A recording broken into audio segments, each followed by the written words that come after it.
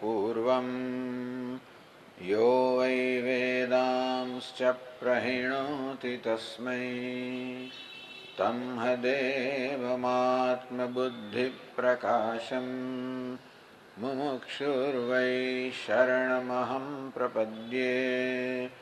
ॐ शान्ति शान्ति शान्तिः।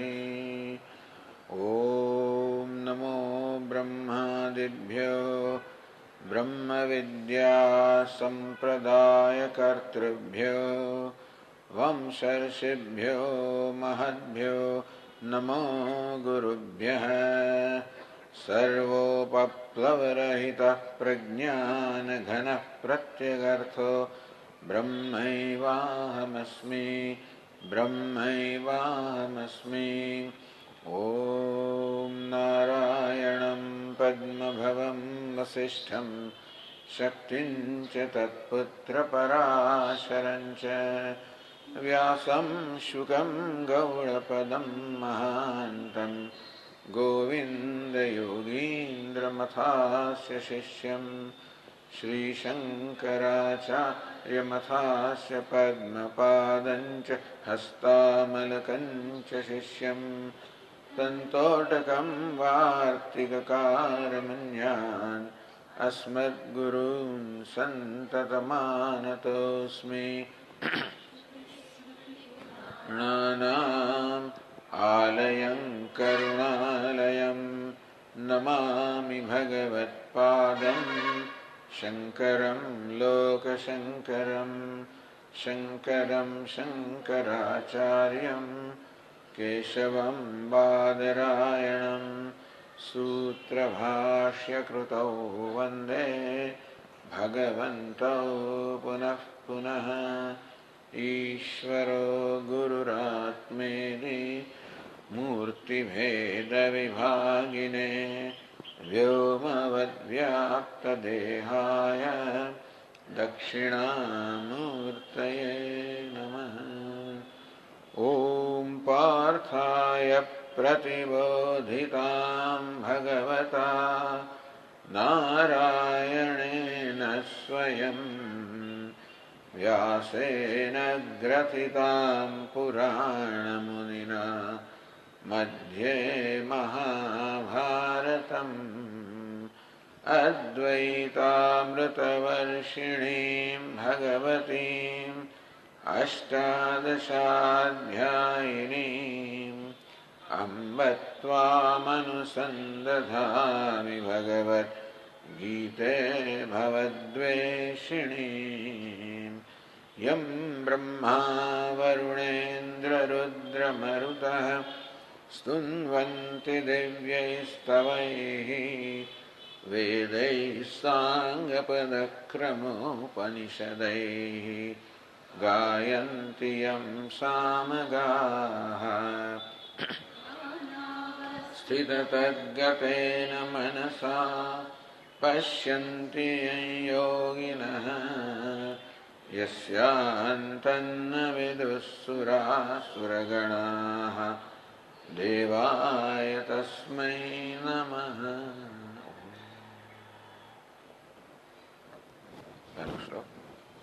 श्रीभगवानुवाच श्रीभगवानुवाच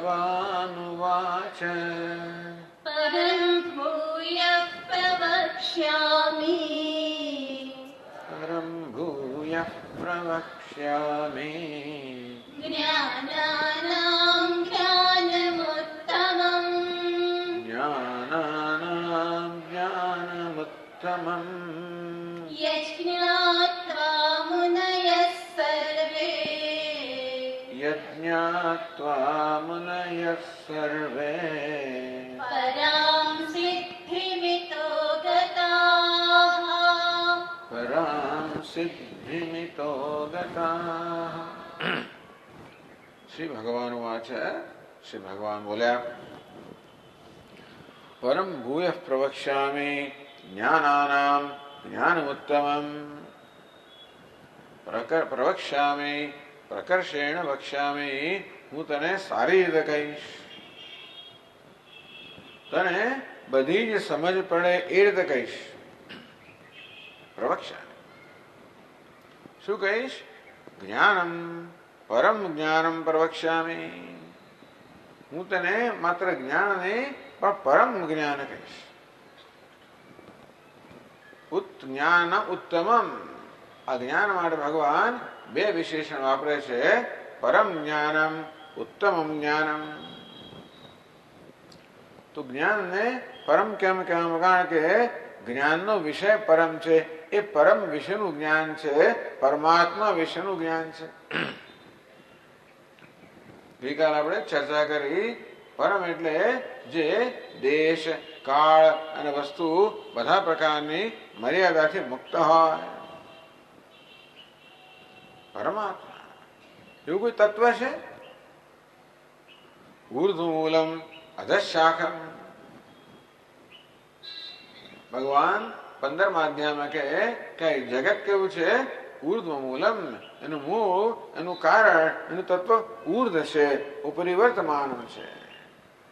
ભલે અધઃશાખમ, આ શાખાઓ બધી ભલે નીચે હોય. એટલે કે આપણે જે જગતને અનુભવીએ છીએ એ તો બધું મર્યાદિત છે. દરેક પદાર્થ દેશમાં, કાળમાં, વસ્તુમાં મર્યાદિત છે. જે કશાનો પણ અનુભવ કરીએ જગતમાં, ભલી વસ્તુ કેમ ના હોય? ગમે તેની મહાન વસ્તુઓ હોય, ગમે તેની મહાન સિદ્ધિઓ હોય, ગમે ત્યાં જગતમાં હોય, ગમે તેવી મોટી સત્તા હોય, ગમે તેવી મોટી પ્રતિષ્ઠા હોય, ગમે તેવી કીર્તિ હોય, ગમે તેવી સિદ્ધિ હોય, દુનિયાવી સિદ્ધિ હોય, આધ્યાત્મિક ગમે તે પ્રકારની સિદ્ધિઓ ભલે હોય, ગમે તે મોટા પદાર્થો હોય, મહા પહાડો હોય, બધી ગેલેક્સી હોય, ગમે તે હોય, આ બધી જ વસ્તુઓ મર્યાદિત છે. દરેકની ઉત્પત્તિ છે અને તેથી દરેકનો નાશ પણ છે. પરંતુ આ રીતે દેશ કાળ વસ્તુ સર્વ રીતે મર્યાદિત જે જગત છે એનું મૂળ છે એમાં છે પરામાં છે, પરમાત્મામાં છે. આ સર્વ મર્યાદિત બધા પદાર્થો, મર્યાદિત જીવો જે ક્યાં આપણે છીએ, આપણો અંદર સમાવેશ કરીએ કે આ બધા આપણે બધા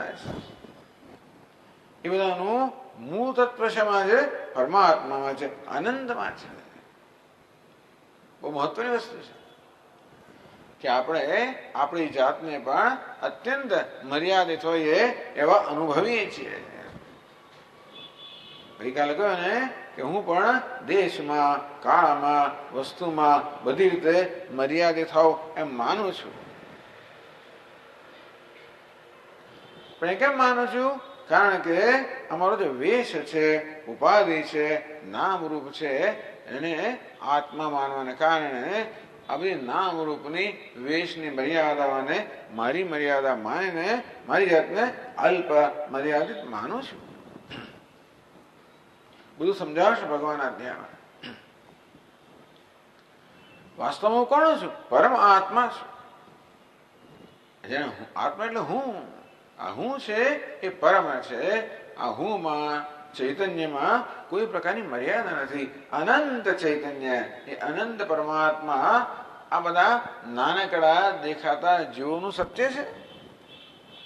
આટલા નાનકડા શરીરમાં કોણ રહેલો છે? પરમાત્મા. એકો દેવ સર્વભૂતેષુ ગૂઢ સર્વવ્યાપી સર્વભૂતાંતરાત્મા. આ સર્વવ્યાપક અનંત એક જ પરમાત્મા આ બધા જીવોમાં, બધા પદાર્થોમાં રહેલો છે. એનું જ્ઞાન, આ બધી મર્યાદિત વસ્તુનું જ્ઞાનથી આપણે ક્યારેય મર્યાદા મુક્ત ન થઈએ, અનંતના જ્ઞાનથી મુક્ત થઈએ. મળે જ્ઞાનને પરમ કહેવામાં આવ્યું કારણ કે આ જ્ઞાનનો વિષય પરમ છે, પરમાત્મા છે, સર્વથી ઉત્કૃષ્ટ છે. પરમાત્મા વિશેનું જ્ઞાન જે જ્ઞાન જીવનમાં મેળવ્યા વગર ન ચાલે. બીજા બધા અનેક પ્રકારના જ્ઞાન છે, એ મેળવો તો ઠીક છે, ન મેળવો તોય વાંધો નથી. બહુ તો રોજી રોટી માટે આપણને આ જગતનું જ્ઞાન જોઈએ, ના જોઈએ એમ નહીં.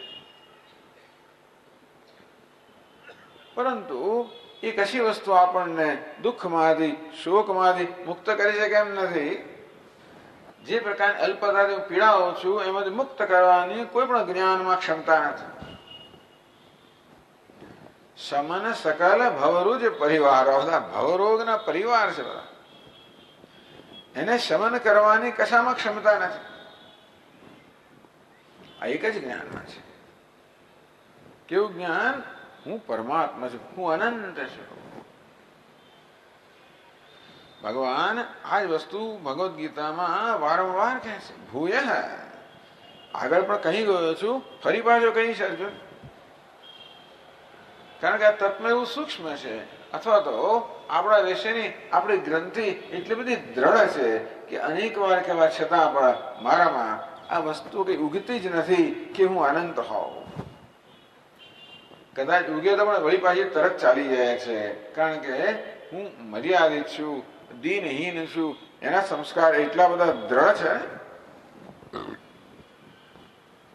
અશ્વત્થમેનમ સુવિરૂઢ મૂલમ, આ અશ્વત્થ વૃક્ષ છે, અજ્ઞાન વૃક્ષ છે, એના મૂળ બહુ જ ઊંડા જતા રહ્યા છે.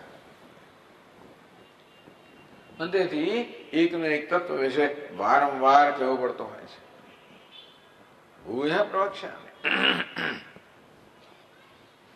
પરમ જ્ઞાનમ પ્રવક્ષ્યામિ, પરમાત્માનો વિષય છે, પરમાત્મા વિષયનું જ્ઞાન હું તને આપીશ. જે જ્ઞાન પ્રાપ્ત કર્યા વગર ચાલે જ નહીં. ઉત્તમમ જ્ઞાનમ, બધા જ્ઞાનમાં સૌથી ઉત્તમ છે. ઉત્તમ કેમ કહ્યું? એનું ફળ પણ ઉત્તમ છે. આ જ્ઞાન કયું જ્ઞાન? હું બ્રહ્મ છું, હું અનંત છું, હું પૂર્ણ છું. બસ આટલું જ કહેવાનું, બીજું કહેવાનું નથી. આવું આ હું વિશેનું યથાર્થ જ્ઞાન.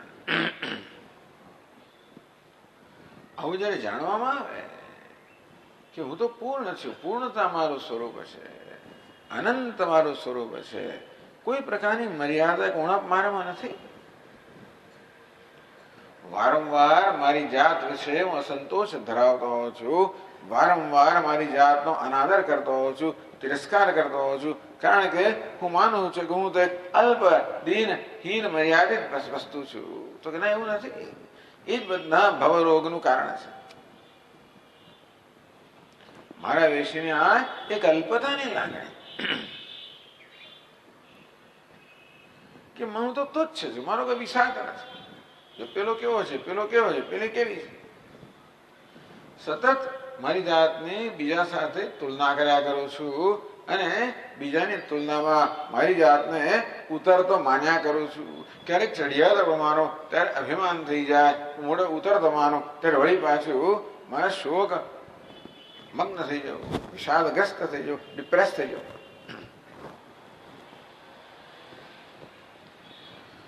ભગવાન કહે છે કે આવો ડિપ્રેસ થવાનું કોઈ કારણ નથી.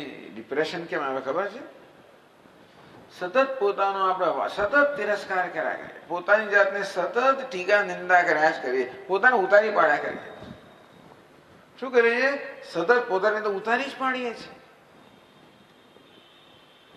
હું આવું છું ને આવી છું, સતત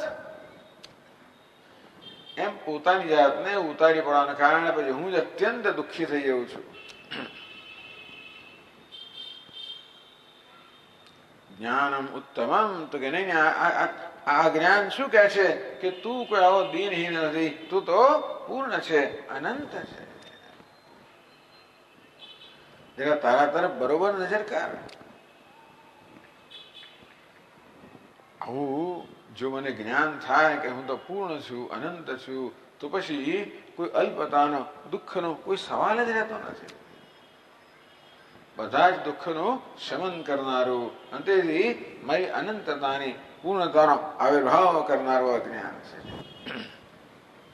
ઉત્તમ ફળ છે, માટે જ્ઞાનનું ઉત્તમ કહેવામાં આવે. યજ્ઞાત્વા મનયઃ સર્વે પરામ સિદ્ધિમ ઇતો ગતાઃ. ઇતઃ ઇતઃ એટલે કે ભાઈ દેહાત ઉર્ધ્વમ, દેહ બંધનાત ઉર્ધ્વમ. આ જ્ઞાનથી બધા જ્ઞાની પુરુષો દેહના બંધનથી મુક્ત થઈ ગયા. દેહના બંધનથી પીડાવ એટલે દેહના બંધનથી પીડાવ એટલે શું? મારી જાતને દેહ જેવડો માનવું એનું નામ દેહનું બંધન. વિચારો, દેહ તો કઈ બંધન કરતો નથી,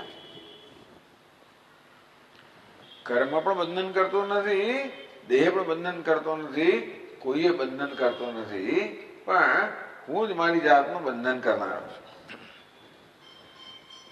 કઈ રીતે? આ દેહને બંધન કરવા માટે હું શક્તિશાળી બનાવું છું. આ દેહ તો અલ્પ છે, તુચ્છ છે, બિચારો હોય એનો સ્વભાવ છે. એમાં અહમ બુદ્ધિ કરીને હું અલ્પ છું, હું તુચ્છ છું, એ પ્રકારનો ખ્યાલ મારા વિશે ધરાવું છું. આમ દેહમાં અહમ ભાવને કારણે જન્મેલા આ ખ્યાલને કે ભ્રમને દેહનું બંધન કહેવાય. દેહ કે માનતો નથી. આ દેહ તો આટલું તુચ્છ છે. અનંત આત્માને બાંધવાની એના વાળી ક્યાંની ક્ષમતા હોય? પેલું નાનકડું વાદળ પજાણે સૂર્યને ઢાંકી દે છે.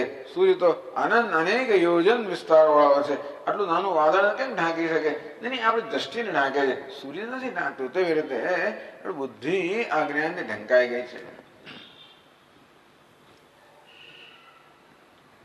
ઇતઃ આ જ્ઞાનથી મનુષ્ય બધા બંધનથી મુક્ત થઈ જાય. કારણ કે બધા બંધન કહે છે કલ્પિત બંધન છે, અજ્ઞાનની કલ્પિત બંધન છે. વારંવાર આ કથા કહીએ છે ને. કોની કથા? પેલી ચોથી ગાયની કથા.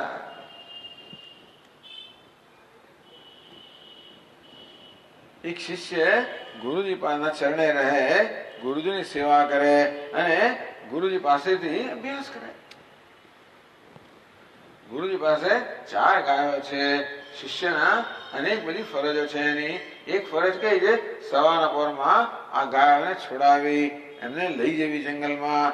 એ ચરે આખો દિવસ, બપોરે પાછી લાવી, પાછી બાંધી દેવી. પછી એનું ભણવાનું શરૂ થાય. એક દિવસ જયારે બપોરે આ શિષ્ય પાછો આવ્યો,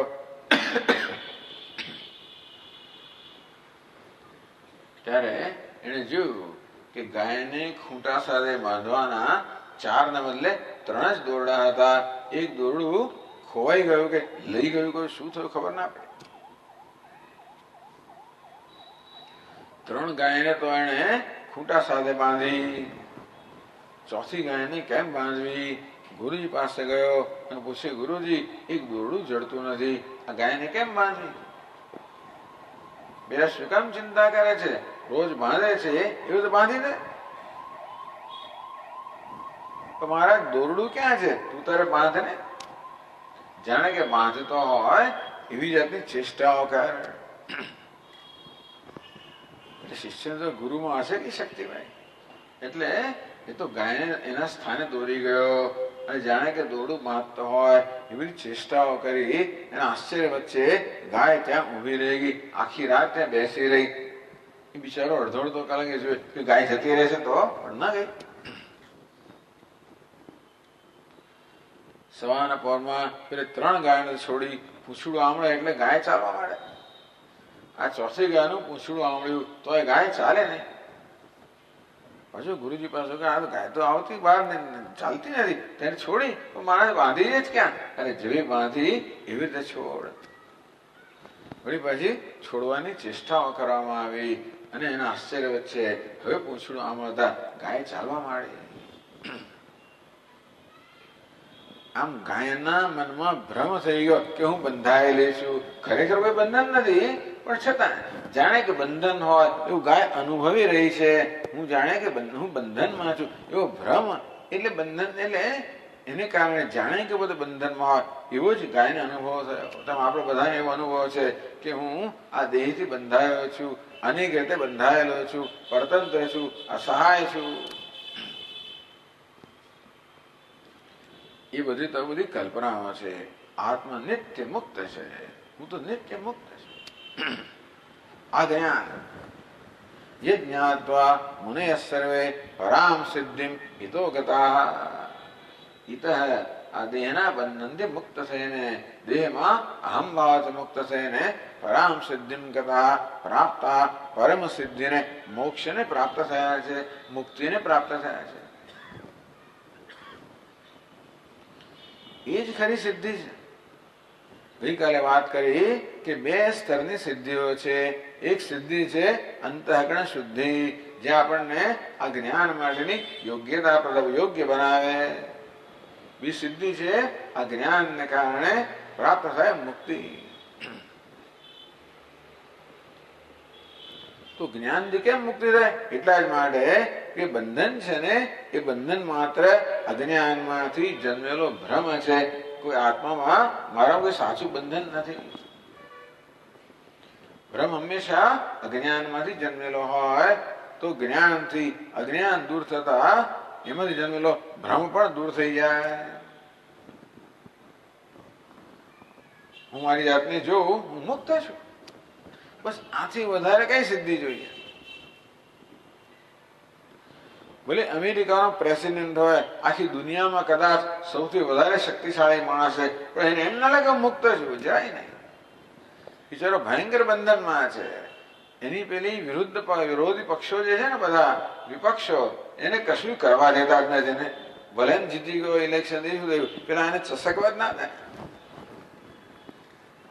ભલે એને શું, પણ આ તો કહેવામાં આવે છે કે કોઈ પોતે મુક્ત છે એવું અનુભવી શકે છે નહીં. ગમે તે સ્થિતિમાં પહોંચો, ગમે તે સિદ્ધિ પ્રાપ્ત કરો, એક જ સિદ્ધિ છે આ જ્ઞાનથી.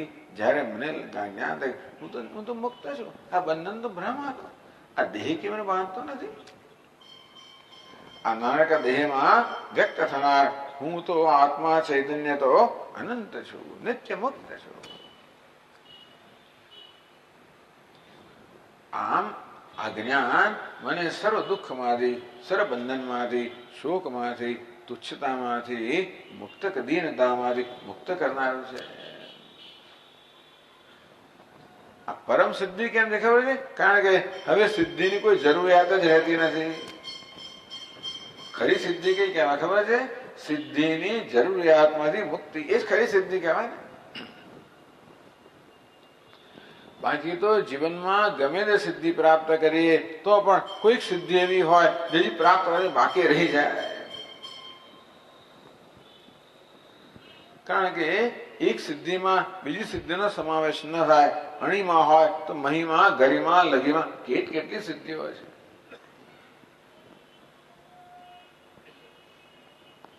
કોઈને એવું ના લાગે કે બસ હું પૂર્ણ બની ગયો, બની ના જવાય. ઉપાધિના સ્તરે પરામ સિદ્ધિ, આ મુક્તિરૂપી પરસિદ્ધિ, સર્વોત્કૃષ્ટ સિદ્ધિને આ મુનિઓ પ્રાપ્ત થયા છે, આ જ્ઞાનીઓ પ્રાપ્ત થયા છે. જે જ્ઞાન પ્રાપ્ત કરે એ જ્ઞાન તો બસ ભગવાન કહે છે, જે જ્ઞાન પ્રાપ્ત કરીને બીજું કઈ કરવાનું નથી. એમાં જ્ઞાન માત્રથી સિદ્ધિ ક્યારે બને? જ્યારે જ્ઞાન માત્રથી મુક્તિ ક્યારે બને? જ્યારે બંધન અજ્ઞાનની ઉપજ હોય ત્યારે. પેલી ગાય તો બિચારી જાણે કે એનામાં તો જાણવાની શક્તિ નથી, પણ નહીતર ગાયને ખબર, ઓહો હું તો મારો બંધન તો ભ્રમ હતો. આમ ભગવાન આ જ્ઞાનની સ્તુતિ કરે છે. એ સ્તુતિ બીજા શ્લોકો પર ચાલુ રાખે છે. કહે છે ઇદં જ્ઞાનમુપાશ્રિત્ય ઇદં જ્ઞાનમુપાશ્રિત્ય મમ સાધર્મ્યમાગતાઃ મમ સાધર્મ્યમાગતાઃ સર્ગેऽપि નોપજાયન્તે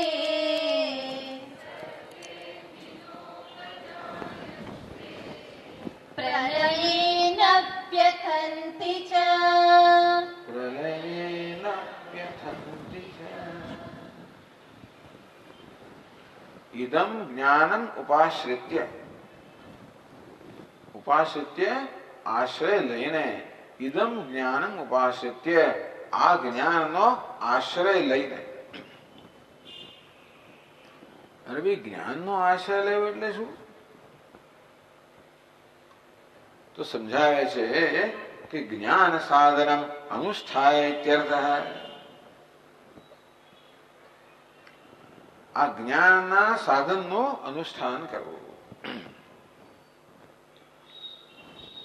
જે રીતે જ્ઞાન થાય એ રીતે સાધન અપનાવવા. તો જ્ઞાન કેવી રીતે થાય? શાસ્ત્રમાં કહેવામાં આવ્યું, આત્માવારે દ્રષ્ટવ્ય, શ્રોતવ્ય, મંતવ્ય, નિધિધ્યાસિતવ્ય મૈત્રેયી. યાજ્ઞવલ્ક્ય ઋષિ મૈત્રેયને કહે, હે મૈત્રેયી, આત્માનું દર્શન કરવું જોઈએ. આત્માને જાણવું જોઈએ. એ ન જાણે તો જીવનમાં કશું ન જાણ્યા બરોબર છે, એ જાણે તો બધું જાણ્યા બરોબર છે. આપણા શાસ્ત્રો કેવું સુંદર સમીકરણ કહે છે કે બધું જ જાણવું હોય તો આત્માને જાણો, બધું મેળવવું હોય આત્માને મેળવો, બધાને પ્રેમ કરવો હોય આત્માને પ્રેમ કરો. આપણે આપણી જાતને જ પ્રેમ કરતા નથી. આપણી જાતને જ ઉતારી પાડીએ પછી ક્યાંથી આપણી જાતને પ્રેમ કરીએ? એટલે હંમેશા બીજા પાસે પ્રેમની ભીખ માંગતા હોઈએ છીએ.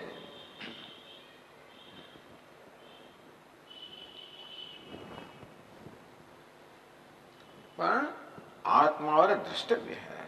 હે મૈત્રી, આત્માના દર્શન કરવા જોઈએ, અર્થાત આત્માનું અપરોક્ષ જ્ઞાન પ્રાપ્ત કરવું જોઈએ. કારણ કે આત્મા છે એ સુખનું નિધાન છે. આત્મા આનંદ સ્વરૂપ છે.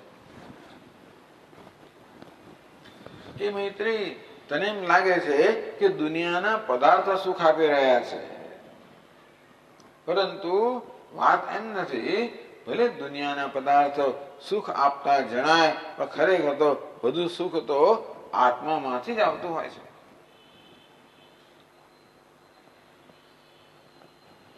ભલે ને રસગુલ્લું મોઢામાં મૂકવું એટલે હું જાણે સ્વર્ગનો આનંદ ના માણતો હોઉં,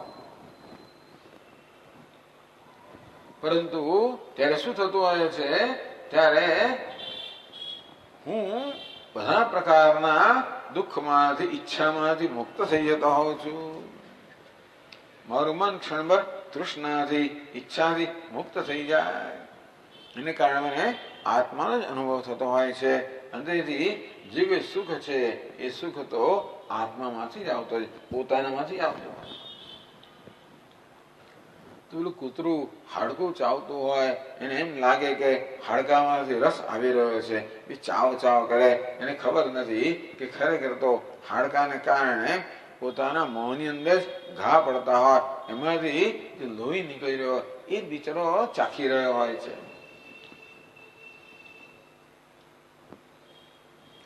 આત્મા દ્રષ્ટવ્ય હૈ. મૈત્રી, આત્માના દર્શન કરવા જોઈએ, કરવા જ જોઈએ. એક આત્મા દર્શન યોગ્ય છે, જ્ઞાન યોગ્ય છે. મહારાજ, કેવી રીતે દર્શન કરવા? આત્માને કેમ જાણવો? શ્રોતવ્ય હૈ, મંતવ્ય હૈ, નિધિધ્યાસિતવ્ય હૈ. ગુરુજીના ચરણે બેસીને આત્માનું શ્રવણ કરવું જોઈએ. આત્માનું એટલે કે શાસ્ત્રનું.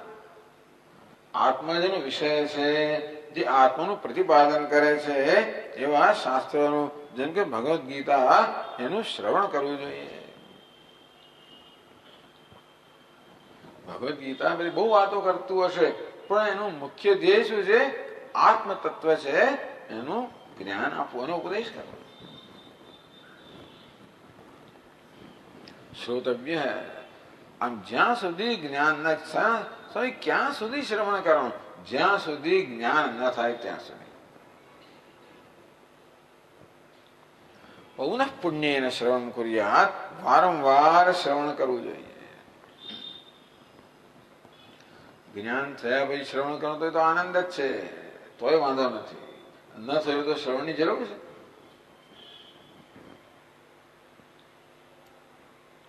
શ્રોતવ્ય હૈ, મંતવ્ય હૈ. એનું મનન કરવું જોઈએ, નિધિધ્યાસદ્રવ્ય એનું ધ્યાન કરવું જોઈએ.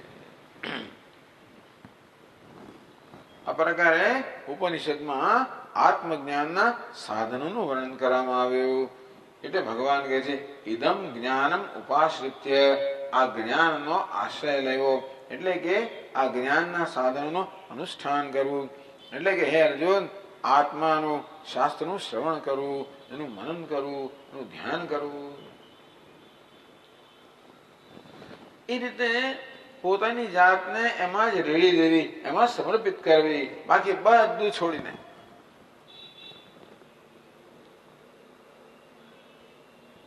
એવું ક્યારે થાય? જયારે મનમાં વૈરાગ્ય જન્મ્યો હોય ત્યારે. આપણેથી છૂટતું નથી. આપણે તો આ સાંભળતો હોય ત્યારે મનમાં બીજી ઘણી બધી ગળમથલ ચાલતી હોય, વાંચતા હોઈએ, ચિંતન કરતા હોઈએ, ધ્યાન કરતા હોઈએ ત્યારે ઘણી ગળમથલ ચાલતી હોય, ઘણી વસ્તુઓ મારા મનને વિક્ષિપ્ત કરતી હોય છે, વિચલિત કરતી હોય છે. કારણ કે એ બધી વસ્તુઓ પ્રત્યે આસક્તિ છે. પેલું તો મહત્વની વસ્તુ છે, આ તો હોવી જોઈએ, આ તો મળવી જોઈએ, આ ભોગવવી જોઈએ, આ ન હોય તો ન ચાલે. એવી કેટલી વસ્તુ આપણા માટે છે જીવનમાં જે ન હોય તો ન ચાલે. અંતેથી એ બધી વસ્તુઓ મારા મનનું નિયંત્રણ કરતી વારંવાર એ રાગ કે આસક્તિ છે ને આવીને મન પર આક્રમણ કરે, મનને ખેંચી જાય. આ મન જાણે કે દોરડાથી બંધાયેલું છે, રાગ અને દ્વેષના દોરડાથી બંધાયેલું છે. રાગ રહો, આસક્તિ હો, એ પણ મનને ખેંચી જાય, દ્વેષ પણ મનને ખેંચી જાય. જે વસ્તુ માટે આપણે રોષ છે એ પણ વારંવાર મનમાં આવે. જે ગમતી હોય એનું મન ચિંતન કરે તો જુદી વાત છે, પણ નથી ગમતી એનું મન ચિંતન કર્યા કરે છે.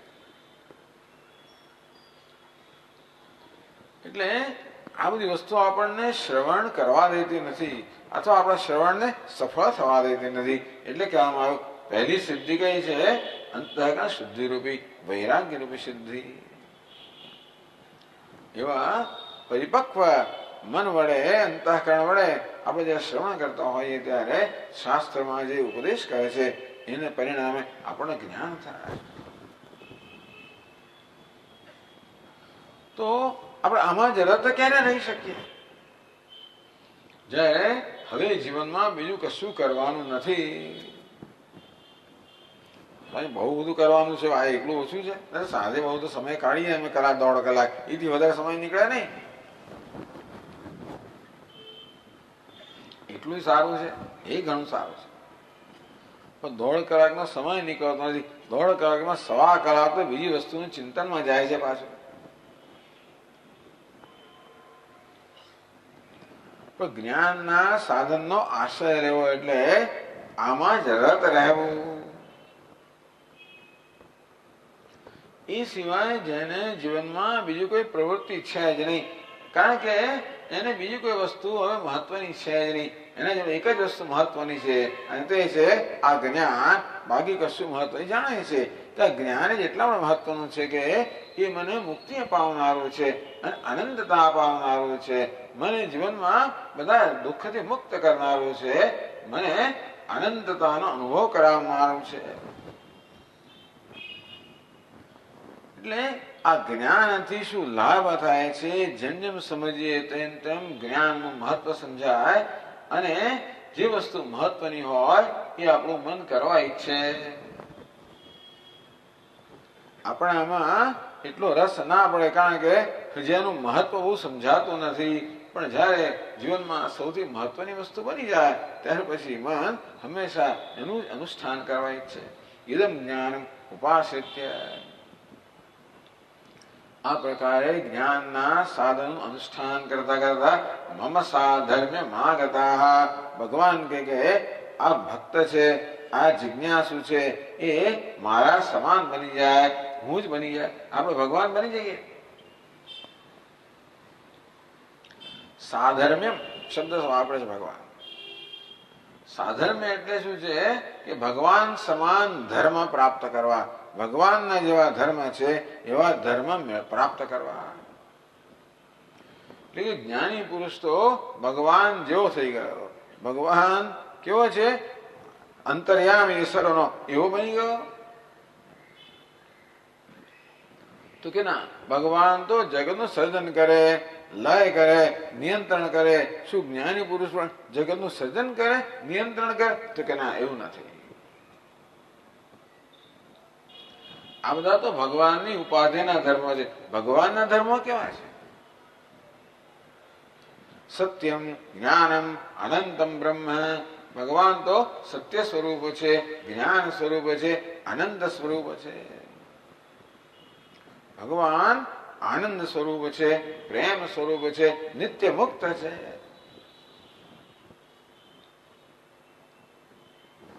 એ ધર્મ ભગવાનનું સ્વરૂપ છે. પેલી બધી છે ને એ તો ભગવાનની વિભૂતિ છે. ભગવાન સર્વજ્ઞ, સર્વશક્તિમાન બધું છે એ તો ભગવાનની વિભૂતિ છે. એ તો બધું આગંતુક છે. તો ભગવાનનું સ્વરૂપ કેવું છે? ભગવાન જ્ઞાન સ્વરૂપ છે, ચૈતન્ય છે, નિર્વિકાર છે, નિત્ય મુક્ત છે. તો જ્ઞાની પુરુષ પણ ભગવાન બની જાય. એટલે કે શું? બ્રહ્મ વ્યસન બ્રહ્મ અપ્યેતિ. કઈ બનતો નથી, એ છે જ. જેમ પેલો 10મો છોકરાને જયારે ઉપદેશ કરવામાં આવે કે તું 10મો છું, ત્યારે એની ઝપકે.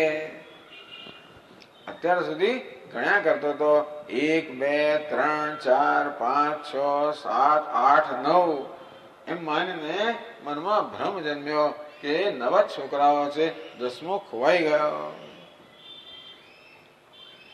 અને પછી બધા પેલા 10માની શોધ કરી રહ્યા છે. પણ જે શોધ કર્યો છે એ પોતે જ 10મો છે, કારણ કે પોતાને જ ગણતરીમાં લેતો નથી. જયારે એને ઉપદેશ કરવામાં આવ્યો, એને કહેવામાં આવ્યું કે તું ફરી વાર ધ્યાન રાખીને ગણતો. બહુ ધ્યાન રાખીને ગણ્યું. 1 2 3 4 5 6 7 8 9. 10મો ક્યાં છે? અરે તું જ 10મો છે. એવું જયારે એને કહેવામાં આવ્યું ત્યારે મનમાં ઝપકી ટ્યુબલાઇટ થી, હો હું 10મો છું. તો આ જ્ઞાનથી શું થયું? જે 10મો હતો એ 10મો બની ગયો એમ કહેવાય ને. બનવાનું નથી, પણ જે પોતાને ભ્રમને કારણે પોતાને 9મો માનતો હતો એ ભ્રમ દૂર થયો. હવે એને ખબર પડી કે હું જેને શોધતો હતો તો હું પોતે જ છું. જ્ઞાનના પરિણામે આ મુક્ષુને, જિજ્ઞાસુને, સાધકને આ દ્રષ્ટિ પ્રાપ્ત. અરે હું જેને શોધતો તો એ જ હું છું, હું બ્રહ્મ છું. આનંદ તો મારું સ્વરૂપ છે, હું નિત્ય મુક્ત છું, હું પણ જ્ઞાન સ્વરૂપ છું, ચૈતન્ય છું. આ પ્રકારે જે 10મો હતો એ જ 10મો બની ગયો. તેવી રીતે જે બ્રહ્મ છે એ જ બ્રહ્મ બની જાય. વાસ્તવમાં આપણે બ્રહ્મ છીએ જ. અજ્ઞાનને કારણે આપણી જાતને જીવ માનીએ છીએ. બ્રહ્મવા ઇદમ અગ્રાસીદ. ઉપનિષદ કહે છે કે આ સાધક તો પોતાને જીવ માને ત્યારે બ્રહ્મ જ છે. તદાત્માનમ અવેત અહમ બ્રહ્માસ્મિતિ. જયારે એનો ઉપદેશ કરવામાં આવ્યો ગુરુ વડે, ત્યારે એને જ્ઞાન થયું હું તો બ્રહ્મ છું. તસ્માત તત્સર્વમ અભવત. એ જ્ઞાનને પરિણામે એ સર્વ બની ગયો. સર્વ આત્મા છું એ પ્રકારનું જ્ઞાન થયું.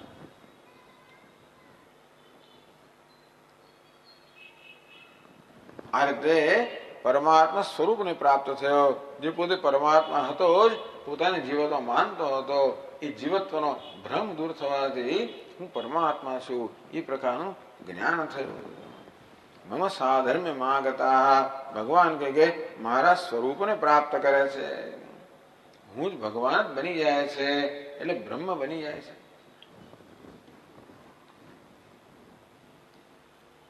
આને કહેવાય મોક્ષ. પરામ સિદ્ધિમ ઇતો ગતા. આ પરામ સિદ્ધિ છે, આ મુક્તિ પ્રાપ્ત કરવી એ જીવનની પરમ સિદ્ધિ છે. એતદ બુદ્ધ્વા બુદ્ધિમાન સ્યાત કૃતકૃત્યશ્ચ ભારત. જે જ્ઞાન પ્રાપ્ત કરીને મનુષ્ય કૃતકૃત્ય બને છે. જીવનમાં કંઈ કરવાનું રહેતું નથી, કંઈ પામવાનું રહેતું નથી, કંઈ બનવાનું રહેતું નથી. પૂર્ણ સંતોષ પોતાનાથી અને જે કાંઈ છે તેનાથી.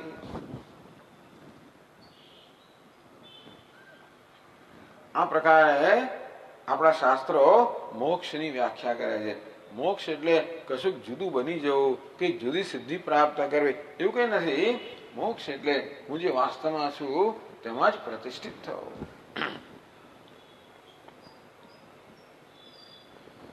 એટલે આ જ્ઞાન થાય એટલે મોક્ષ મળે છે, એમાં કોઈ શંકા કેમ નથી? કારણ કે 10મા છોકરાને જ્ઞાન થાય તો હું 10મો છું, 10મો બની જ જાય, 10મો છે જ. તેવી રીતે આ જ્ઞાન થવાથી હું બ્રહ્મ બની જ જઉં, કારણ કે બ્રહ્મ છું. માત્ર અજ્ઞાનનું જ અંતર છે. સર્ગે પિનોપજાયંતે પ્રલયે ન વ્યસંતિ છે. તો આ જે જ્ઞાની મહાપુરુષો છે એમના વિશે કહે છે સર્ગે પિનોપજાયંતે. હવે જ્યારે સૃષ્ટિ થાય ત્યારે એ જન્મતા નથી. પ્રલયે ન વ્યસંતિ છે. જગતનો પ્રલય થાય ત્યારે કોઈ વ્યથા થતી નથી. બાકી વ્યથા જ વ્યથા છે. જન્મમાંય વ્યથા છે અને મરણમાંય વ્યથા છે. ખરી કે નહીં? જન્મમાં શું વ્યથા છે એ તો પછી અત્યારે સારું છે કે બહુ જાહેર નથી હોતો આપણને, અને એટલા માટે એમાંથી પસાર થઈએ છીએ. બાકી માના પેટમાં રહેવું અને બહાર નીકળવા બહુ વ્યથા છે. મરણની વ્યથા તો બધા જ જાણે છે.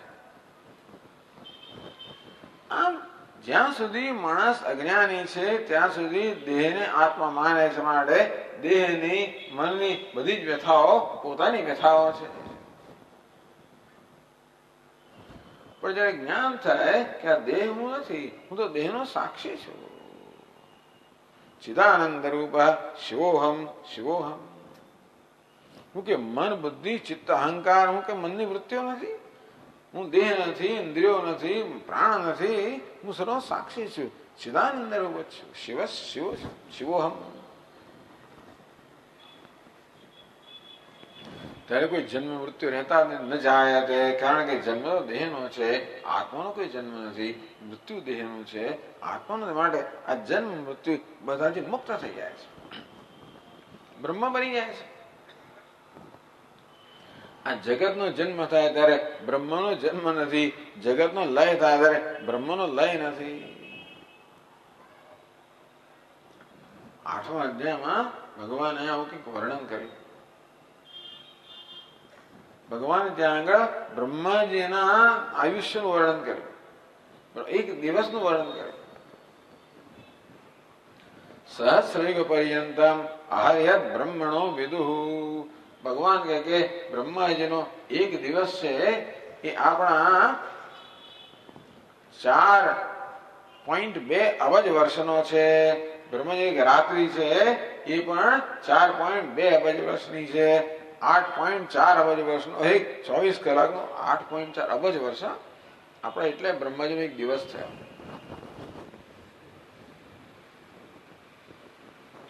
સહસ્રયુગ પર્યંત 1004 યુગ ગણો તો 4.32 બિલિયન, 4.32 અબજ વર્ષ એક દિવસ ને 4.32 અબજ વર્ષની એક રાત્રિ, 8.64 અબજ વર્ષનો એક દિવસ. તો બ્રહ્માજી જાગે ત્યારે જગત જાગે, બ્રહ્માજી ઊંઘી જાય આખું જગત ઊંઘી જાય. અવ્યક્તાત વ્યક્તે સર્વાહ પ્રભવંત્ય રાગમે. બ્રહ્માજીનો દિવસ આવે ત્યારે આ બધા જગતના બધા જીવો જાગી જાય. વળી બ્રહ્માજી ઊંઘી જાય, વળી પાછા બધા બ્રહ્માજીમાં લીન થઈ જાય.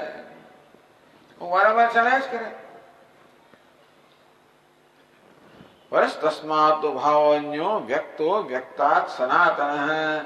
આ બ્રહ્માજી ઊંઘે જાગે ઊંઘે, આ જગત બધું થયા જ કરે, છતાંય પણ એક ભાવ એવો છે, એક તત્વ એવું છે જે બ્રહ્માજીના જાગવાથી જાગતું નથી અને ઊંઘવાથી ઊંઘતોય નથી. પરમાત્મા એક પ્લેટફોર્મ છે, રંગમંચ પર છે, જેના પર આ સૃષ્ટિ સ્થિતિ લયનો ખેલ ચાલ્યા કરતો હોય છે. પણ એ પરમાત્મા જેના પર આ ખેલ ચાલે છે એ તો સૃષ્ટિ સ્થિતિ લય બધાથી મુક્ત છે. એમાં અહમ ભાવ પામેલો આ જ્ઞાની પુરુષ પણ બધાથી મુક્ત છે. પ્રલય વ્યથંતી છે, પ્રલયમાં એને કોઈ વ્યથા થતી નથી. વ્યથા તો દેહને થાય અને દેહમાં અહમ ભાવ ધરાવનારને થાય, એને કોઈ વ્યથા નથી. પ્રલય થાય એટલે શું થાય ખબર છે?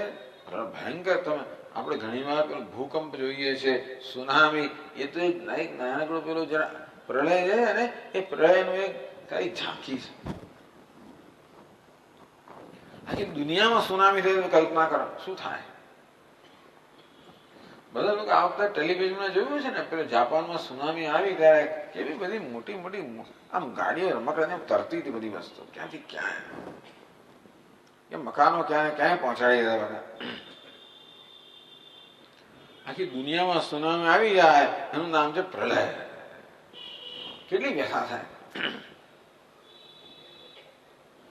દેહમાં અહમ ભાવ ધરાવનારને વ્યથા થાય, બાકી આ જ્ઞાની પુરુષને કોઈ વ્યથા નથી. મહાત્માઓ સમજાવે કે જુદા જુદા પ્રકારના પ્રલય છે. એક છે નિત્ય પ્રલય, સતત પ્રલય થઈ રહ્યો છે. જગતનો દરેક પદાર્થ સતત બદલાઈ રહ્યો છે. આ સૂર્ય દેવતા છે ને, આપણને એમ કે સૂર્ય દેવતા એવો ને એવો જ રહે છે, પરંતુ દર વર્ષે એનું 4 ડિગ્રી ફેરનહાઇટ ઉષ્ણ ઓછું થતું જાય છે. એની શક્તિઓ ક્ષીણ થતી જાય છે. સતત પ્રલય થઈ રહ્યો છે. પેલું ફળ હોય ધીમે ધીમે પાકતું હોય અને છેલ્લે સડતું હોય, સતત પ્રલય થઈ રહ્યો છે. આ શરીરનો સતત પ્રલય થાય છે. કેટલા કોષો બધા જન્મે છે એને મળે છે, સતત લોહી બદલાયા કરે છે, હાડકા બદલાયા કરે છે, બધું બદલાયા જ કરે છે. પણ એવી ધીમી ગતિએ બદલાય કે આપણે ધ્યાનમાં ના આવે. આ છે ને સતત પ્રલય દરેક પદાર્થનો થઈ રહ્યો છે. બીજો છે નૈમિત્તિક પ્રલય. પેલા બ્રહ્માજી સુઈ જાય ત્યારે બધા સુઈ જાય, બ્રહ્માજી ઉઠે ત્યારે બધા ઉઠે. આ નૈમિત્તિક પ્રલય છે. ત્રીજો છે પ્રાકૃત લય. પ્રકૃતિ જ સુઈ જાય તો બધું ઠપ થઈ જાય.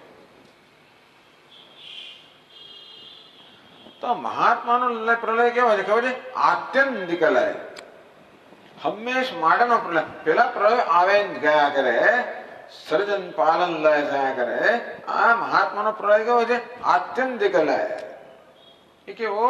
એ દેહમાંથી ઉપાધિમાંથી અહમ ભાવથી મુક્ત થવું, તેથી આત્યંતિક લય થઈ ગયો.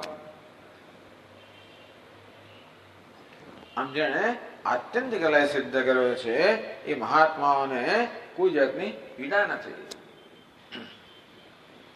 આ રીતે આ 2 શ્લોકમાં ભગવાને આ જ્ઞાનની સ્તુતિ કરી.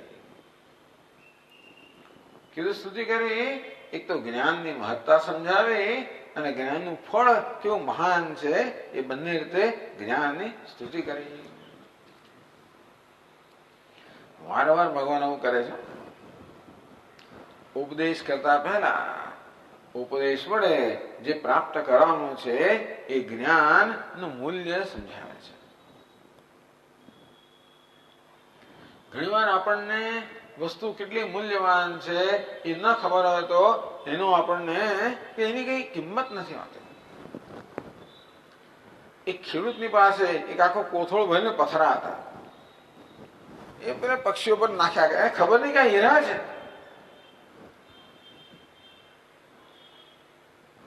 તેવી રીતે આ જ્ઞાન કેટલું મૂલ્યવાન છે એ સમજ ન હોય તો આપણને એની બહુ કિંમત નથી હોતી. એટલે એક સારા સેલ્સમેનની જેમ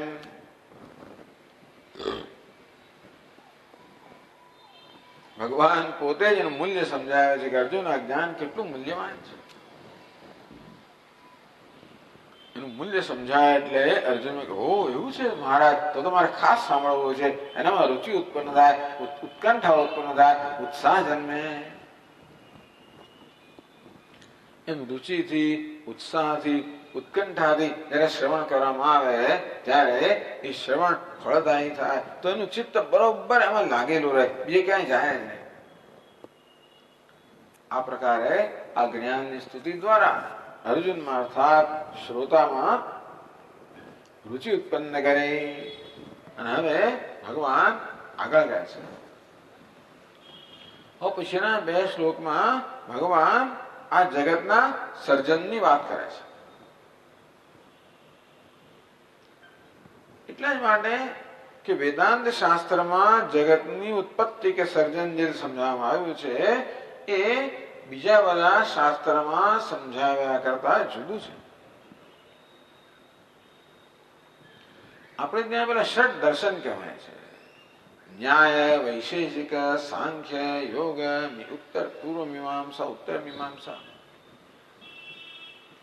એક સાંખ્ય દર્શન છે, અત્યંત પ્રાચીન દર્શન છે. તેથી આ સાંખ્યનો પ્રભાવ બહુ જ છે. આપણા પુરાણમાં મુખ્યત્વે આ સાંખ્યની પ્રક્રિયાનો જ આશ્રય લેવામાં આવતો હોય છે. એ રીતે જગતની ઉત્પત્તિ વગેરે સમજાવવામાં આવતી હોય છે. સાંખ્ય લોકો તો દ્વૈત પરક છે. એ જગતને સત્ય માનનારા છે. એમના કહેવા પ્રમાણે જગતમાં 2 તત્વ છે, પુરુષ અને પ્રકૃતિ. કાર્ય કરણ કર્તૃત્વે હેતુ પ્રકૃતિ ઉચ્યતે. પુરુષમ પ્રકૃતિમ પુરુષમ વિદ્ધિ વિદ્યનાદિ ઉભાપી. પુરુષ અને પ્રકૃતિ આ ચેતન અને જડ 2 તત્વ છે. એમાં પ્રકૃતિ છે આ બધું સર્જન કરે છે. કોને માટે? પુરુષને માટે. આ પ્રકૃતિને ખબર છે કે પુરુષની શું જરૂરિયાત છે. એની જરૂરિયાત પ્રમાણે પ્રકૃતિ સર્જન કરે છે.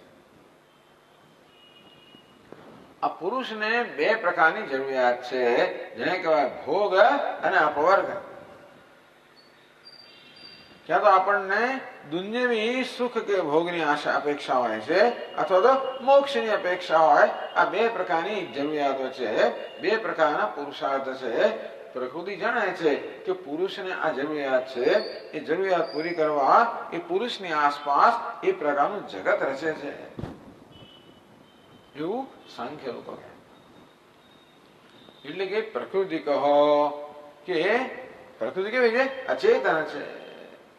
પણ અચેતનમાં પણ આ પ્રકારની એક બુદ્ધિ સૂજ છે. અને પુરુષની જરૂરિયાત જાણીને એ પ્રકારે સર્જન કરે છે. ટૂંકમાં જગતનું સર્જન કરવા પ્રકૃતિ સ્વતંત્ર છે. પ્રકૃતિ અને પુરુષ નો સંયોગ થાય ત્યારે જગતનું સર્જન થાય. પરંતુ આ પ્રકૃતિ સ્વતંત્ર રીતે સર્જન કરે છે. સાંખ્યોના કહેવા પ્રમાણે ઈશ્વર નામનું આ જગતનું સર્જન કરનાર કોઈ તત્વ નથી. આપણા વૈજ્ઞાનિકો પણ આ પ્રકારની માન્યતા ધરાવે. એ તો પુરુષને માને નહીં, પણ પ્રકૃતિ જ બધું કરે છે. ટૂંકમાં વૈજ્ઞાનિકો પણ એમ જ માને છે કે જગતનું સર્જન કરનાર મેટર છે. મેટર એટલે પ્રકૃતિ, ઉર્જા. આમ અને સાંખ્ય લોકો ઈશ્વરનો સ્વીકાર કરતા નથી. એવું હોવાને કારણે ભગવાનને કહેવાની જરૂર પડે છે કે એ વાત બરોબર નથી. આ પ્રકૃતિ જગતનું સર્જન કરે છે એવું નથી. પરમાત્મા જગતનું સર્જન કરે છે, ઈશ્વર જગતનું સર્જન કરે છે. આ પુરુષ અને પ્રકૃતિ એ તો એની 2 શક્તિઓ છે. એ શક્તિઓ વડે પરમાત્મા જગતનું સર્જન, પાલન, લય વગેરે કરતો હોય છે. 7મા અધ્યાયની અંદર આને પરા પ્રકૃતિ અને અપરા પ્રકૃતિ કહેવામાં આવી. ભૂમિરાપો નલો વાયુ ખમ્મનો બુદ્ધિરેવ છે અહંકાર ભિન્ના પ્રકૃતિ અષ્ટધા. ભગવાન કે મારી અષ્ટધા 8 પ્રકારની પ્રકૃતિ છે. પંચ મહાભૂત, મન, બુદ્ધિ ને અહંકાર. એની ઉપાધિ એક પ્રકૃતિ, એક જડ પ્રકૃતિ. અપરેયમિત સ્ત્વન્યામ પ્રકૃતિ વિદ્ધિ મે પરામ જીવભૂતા મહાભાવો યૈદમ ધાર્યતે જગત. બીજી મારી પરા પ્રકૃતિ ચડિયાતી પ્રકૃતિ છે. કેવી છે? જીવભૂતા, જીવ જેનું સ્વરૂપ છે, ચેતન જેનું સ્વરૂપ છે. આમ ભગવાન કહે ચેતન, જડ અને ચેતન આ બંને મારી પ્રકૃતિ છે, મારી શક્તિઓ છે. અને એતદ્યોની નિભૂતાની સર્વાણી ઇતિ ઉપધારય. એ અર્જુન, આ જગતમાં જે કે સર્જન થયું છે આ પુરુષ અને પ્રકૃતિ, ચેતન અને જડ બેના સંયોગથી થયેલું છે. એ સંયોગ કરાવનાર હું છું. અને પુરુષ અને પ્રકૃતિ બંને ઈશ્વર આ પુરુષ અને પ્રકૃતિ બંનેની મદદથી જગતનું સર્જન કરે છે. એટલે આ પ્રકૃતિ સ્વતંત્ર નથી. કે વાત એ છે કે ઈશ્વર સ્વતંત્ર છે અને પ્રકૃતિ પરતંત્ર છે. આવું કહેવાનું ભગવાનને વારંવાર જરૂરી લાગે છે કે ઈશ્વર છે. આજે એક પુસ્તિકા હાથમાં આવી કે આપ ઈશ્વર કા સ્વીકાર કરતે હૈ. તમે શું ઈશ્વરનો સ્વીકાર કરો છો? ભલા લોકો ઈશ્વરનો સ્વીકાર કરતા નથી, સાંખ્ય લોકો કરતા નથી, મીમાંસક લોકો કરતા નથી, બૌદ્ધ લોકો કરતા નથી, જૈન લોકો કરતા નથી. કેટલા મોટા વિચારકો પણ ઈશ્વરનો સ્વીકાર નથી કરતા. ઈશ્વર કોને કહેવાય? જે જગતનું સર્જન કરે છે, પાલન કરે છે, લય કરે છે, જે જગતનો નિયંતા છે, અંતર્યામી છે, સર્વનો આત્મા છે, એવો ઈશ્વર. ઘણા લોકો આવા ઈશ્વરો માનતા નથી. કેમ નથી માનતા? કારણ કે આવા ઈશ્વરને સ્વીકારવાની કોઈ જરૂરિયાત એ લોકો જોતા નથી. આવા ઈશ્વરને સ્વીકાર્યા વગર જ જો તમે જીવનને સમજાવી શકતા હો તો ઈશ્વરની શું જરૂર? આ તો આપણે તો કેવા છે, આસ્તિક છે, ઈશ્વરને સ્વીકારનારા છીએ. આપણને તો ઈશ્વર વગર ક્ષણભર પણ ચાલે નહીં. વેદાંતિનો કેવા છે? ભલે અદ્વૈતીનો આપણે કેવા છે? આસ્તિક છે, ઈશ્વરનો સ્વીકાર કરનારા છે.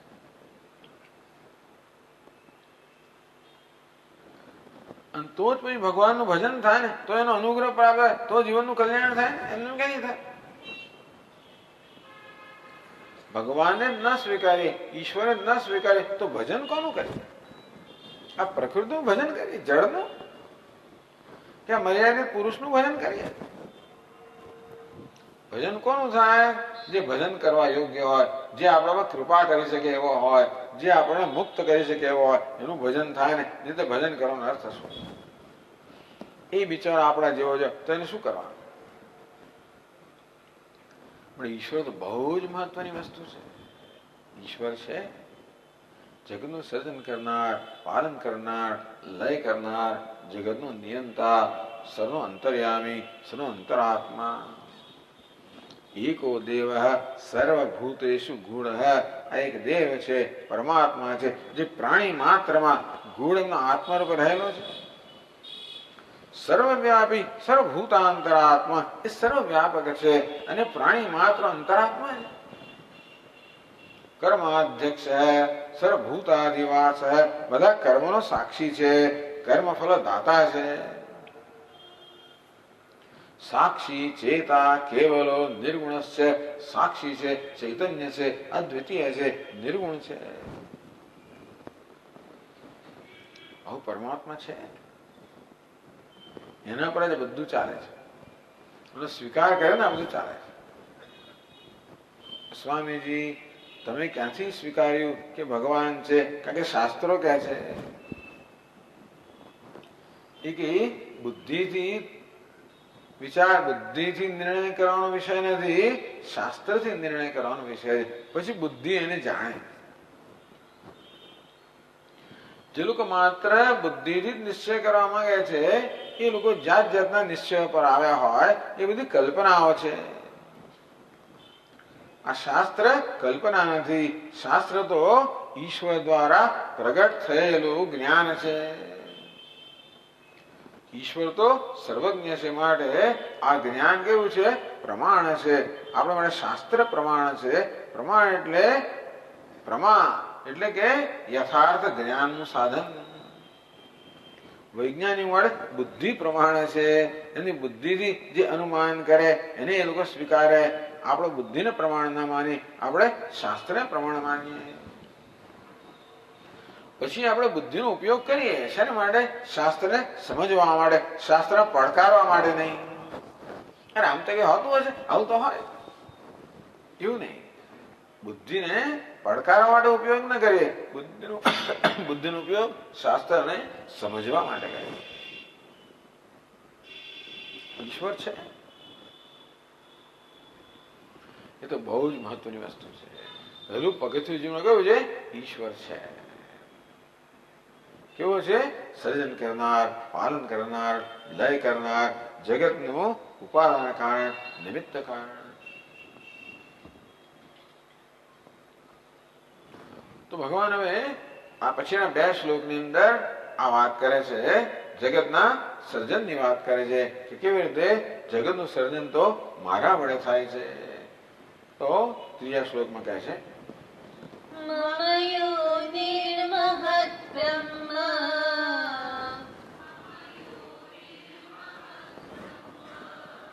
તસ્મિન ગર્ભં દધામ્યહં. ગર્ભમ દધામ.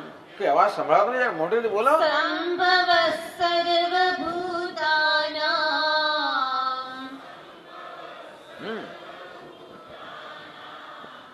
તતો ભવતિ ભારત. તમને એવું ના થાય કે આમ જયારે બોલાય ત્યારે આપણે બોલીએ? એવું થાય નહીં? આમ બેસી જવા, જેને બોલવું એ બોલે, ના બોલે એવું કેવું આનંદ આવે ને. આ જયારે બહેનો બોલતી હોય, દોહરાવાનો એક આનંદ છે. અને સંસ્કૃત ભાષાની વિશેષતા એ છે કે આપણે એને જો બરોબર સરખી રીતે બોલીએ તો એ એના બોલવા માત્ર જ એક આનંદ છે. આ બધા લોકો આ શ્લોકનું ઉચ્ચારણ કરે તો શું થઈ જાય અહીંયા આગળ? એક આખું વાયુમંડળની અંદર એક અસર ઉત્પન્ન થાય, એવું છે આ બધું. અને આપણે એના નિમિત્ત બની દરેક જણમાં પોતાનું યોગદાન આપે ઉચ્ચારણ કરતા. એની કારણ ઉચ્ચારણ કરતા શીખીએ આપણે, કારણ કે આપણી સમક્ષ આ શ્લોકો છે, શ્લોકોના શબ્દોનો અર્થ છે, એનું ભાષાંતર છે, ઉચ્ચારણની પદ્ધતિ છે. થોડોક રસ લઈએ ને આપણે આ બધામાં. ખાલી સમય પસાર કરવાનો હોય, બીજું કશું કરવાનું નથી મળે, ચાલો સાંજે જઈને બેસીએ, ચાલો કાન પવિત્ર કરીએ, એ ખોટું નથી. પણ આપણે જઈ આવીએ જ છીએ ત્યારે પછી સમયનો સદુપયોગ કેમ ના કરીએ? એનો પૂરેપૂરો લાભ કેમ ના લઈએ? અને પૂરેપૂરા લાભમાં એક લાભ એ પણ છે કે આપણે પણ મોટેથી ઉચ્ચારણ કરીએ તો આપણને ઉચ્ચારણ કરતા આવડે. એ ક્યારે થાય? આપણી સામે પેલી ચોપડી હોય ત્યારે, બાકી હવામાં કઈ ના થાય.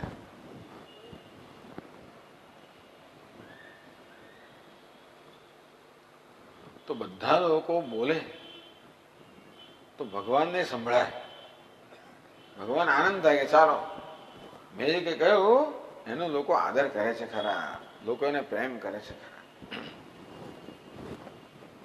મમ યોનિર મહદ બ્રહ્મ તસ્મિન ગર્ભમ દધામ્યહમ. આ સર્જન માટે ભગવાન આપણા રોજબરોજનું સર્જનનું જે આપણું વ્યવહાર છે ને એ પ્રકારે વર્ણન કરે છે. બાળકનો જન્મ કેવી રીતે થાય? પિતા માતાની યોનિમાં ગર્ભનું આધાન કરે, વીર્યનું સિંચન કરે. રોજની પ્રક્રિયા. પિતા છે એટલે પુરુષ છે, પતિ છે, એ પત્નીમાં વીર્યનું સિંચન કરે, તેથી ગર્ભાધાન થાય, એ રીતે બાળકનો જન્મ થાય. એવી કઈક રીતે ભગવાન અહીંયા સમજાવી રહ્યા છે કે આ રીતે એટલે પેલો પિતા છે ને એ ખરેખર જન્મ આપનાર છે, માતા એક નિમિત્ત છે. જેમ કે માતા ઉપાદાન કારણ છે, પિતા નિમિત્ત કારણ છે. કે પેલો બન્યો છે તો માના લોહીને બધાથી બનેલો છે ને, તેથી માતા શું છે? એનું લોહી અને માંસ જે કે બાળકમાં છે બધું પ્રદાન કરનાર કોણ છે? માં છે ને. માં જે અન્ન લેતી હોય એનું પોષણ બાળકને મળતું હોય અને તેથી આ બાળકનું ઉપાદાન કારણ એટલે જે મસાલામાંથી વસ્તુ બનેલી છે. જેમ કે આ ઘડો બનાવવા માટે માટી ઉપાદાન કારણ છે. ઉપાદાન કેમ ખબર છે? કારણ કે જ્યારે ઘડો બનાવવો હોય ત્યારે આ કુંભાર શેનું ઉપાદાન કરે? શેને લે હાથમાં? માટીને. તો માટી છે એ ઘડાનું ઉપાદાન કારણ કહેવાય અને કુંભાર છે એ ઘડાનું નિમિત્ત કારણ કહેવાય. આ બે કારણ હોય તો જ સર્જન થાય. આ માટી છે એ જળ છે, અચેતન છે, પ્રકૃતિ છે, ખરું ને? કુંભાર છે એ ચેતન છે. આમ ચેતન અને જળ આ બે તત્વનો સંયોગ થાય ત્યારે સર્જન થાય. એકલો કુંભાર પણ ઘડાનું સર્જન ના કરી શકે અને એકલી માટી પણ સર્જન ના કરી શકે. તેમ એકલો પિતા પણ પુત્રનું સર્જન ના કરી શકે, એકલી માતા પણ ના કરી શકે. અત્યાર સુધી એવું છે, ભવિષ્યમાં શું થશે ભગવાન જાણે. અત્યારે જે જાત જાતના પ્રયોગો થઈ રહ્યા છે એને કારણે ભવિષ્ય 100 વર્ષ પછી શું હશે તો એ લોકો જ જાણે. અત્યાર સુધી સ્ત્રી એવી છે, એકલો પિતા પણ સર્જન ના કરી શકે, એકલી માં પણ સર્જન ના કરે. એ બંને સંયોગ થાય ત્યારે સર્જન થાય. એ પ્રકારની વ્યવસ્થા છે જગતમાં. પ્રકૃતિ, પુરુષ અને પ્રકૃતિ, શિવ અને શક્તિ, ક્ષેત્રજ્ઞ અને ક્ષેત્ર, પરા પ્રકૃતિ, અપરા પ્રકૃતિ. આમ ભિન્ન ભિન્ન નામ ભગવાન ભિન્ન ભિન્ન શબ્દોનો પ્રયોગ કરે છે. 7મા અધ્યાયમાં પરા પ્રકૃતિ અને અપરા પ્રકૃતિ કહી.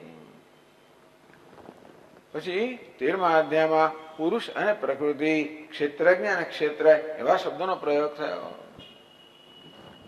એ બેનો સંયોગ થાય. યાવત સંજાયતે કિંચિત સત્વમ સ્થાવર જંગમમ ક્ષેત્ર ક્ષેત્રજ્ઞ સંયોગાત તદ વિદ્ધિ ભરતર્ષભ. હે ભરતર્ષભ, હે અર્જુન, ભરતર્ષભ, ભરતોમાં ઋષભ. ઋષભ એટલે સાઢ, સર્વશ્રેષ્ઠ, બધા આગળ તરી આવે. હે ભરત વંશમાં શ્રેષ્ઠ અર્જુન, જગતમાં જે કોઈ પદાર્થનું સર્જન થાય છે એ સર્જન આ બે તત્વના સંયોગથી થાય છે. ક્ષેત્રજ્ઞ અને ક્ષેત્ર, પુરુષ અને પ્રકૃતિ, ચેતન અને અચેતન આ બેના સંયોગથી સર્જન થાય છે.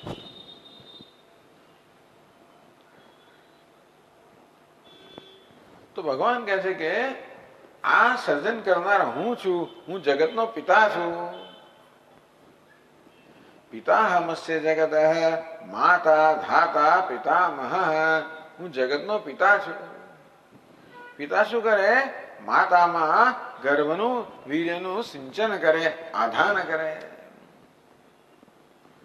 તો ભગવાન કહે છે મમ યોનિર મહદ બ્રહ્મ. આ જગ્યાએ ભગવાન મહદ બ્રહ્મ એવા શબ્દનો પ્રયોગ કરે છે. જે મહત પણ છે અને બ્રહ્મ છે એને કહેવાય મહદ બ્રહ્મ. મહત એટલે જે મહાન છે ને મહત કહેવાય. મહત શબ્દમાંથી છે, મહતનું રૂપ થયું મહાન, ખરું ને? મહત શબ્દનું રૂપ પ્રથમા એક વચન થાય મહાન, પછી મહાંત, મહાંત. એટલે મહાન શબ્દનું પ્રાતિપદિક શું છે? મહત. તો મહત એટલે જે મહાન છે, જે ચડિયાતું છે. ભગવાન આ જગતનું કારણ માયા જે છે, ઉપાદાન કારણ માયા, એના માટે મહદ બ્રહ્મ શબ્દનો પ્રયોગ કરે છે. આ જગતનું ઉપાદાન કારણ કયું છે? માયા. માયા કહો, પ્રકૃતિ કહો, અવ્યક્ત કહો, અવ્યાકૃત કહો, આવા અવિદ્યા કહો, ભિન્ન ભિન્ન શબ્દોનો પ્રયોગ થાય છે. એ જગતનું ઉપાદાન કારણ છે. અને ચેતન છે જગતનું નિમિત્ત કારણ છે. આપણે ઘડાના દૃષ્ટાંતમાં જોયું કે માટી ઘડાનું ઉપાદાન કારણ છે. ઉપાદાન કારણ હંમેશા જળ હોય, અચેતન હોય, નિર્જીવ હોય, જેમ કે માટી. અને નિમિત્ત કારણ જેમ કે કુંભાર એ ચેતન હોય, બુદ્ધિશાળી હોય, એનામાં શું ઉત્પન્ન કરવાનું છે એનું જ્ઞાન હોય, એટલે જે ઘડો બનાવવાનો હોય એ ઘડાનું જ્ઞાન કુંભારને હોય, સાથે સાથે એનું ચિંતન કુંભાર કરે. ઘડાઓ એકવાર કુંભારની સામે બધું માટીનો પિંડ છે, પછી વિચાર કરે હું શું શું બનાવીશ, એના ગ્રાહકોની શું શું જરૂરિયાત છે એ પ્રમાણે કુંભાર પહેલા ચિંતન કરે કે હું શું શું બનાવીશ. ઘડો બનાવીશ ને કૂજો બનાવીશ ને કોડિયા બનાવીશ, જે કઈ માટીના પાત્રો બનાવવાનો હોય ને.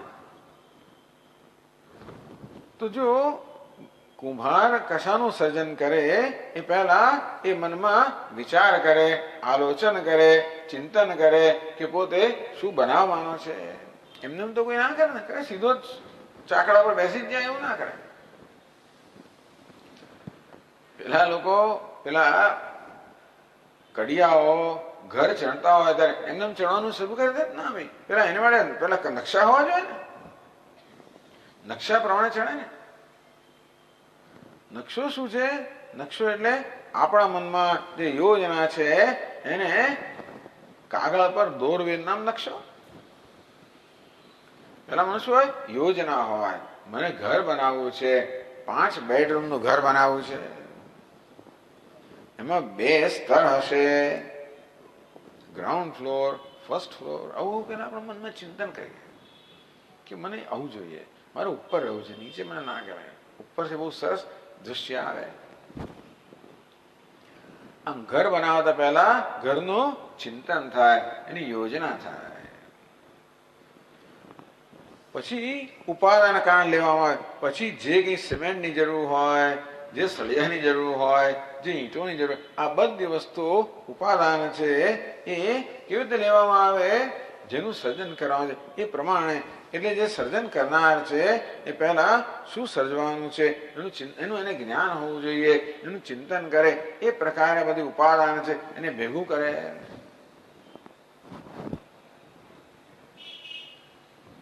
તો ભગવાન કે મહદ બ્રહ્મ, અમારી જે માયા છે ને એ જગતનું ઉપાદાન કારણ છે. આ માયામાંથી સમગ્ર જગત સર્જાયેલું છે.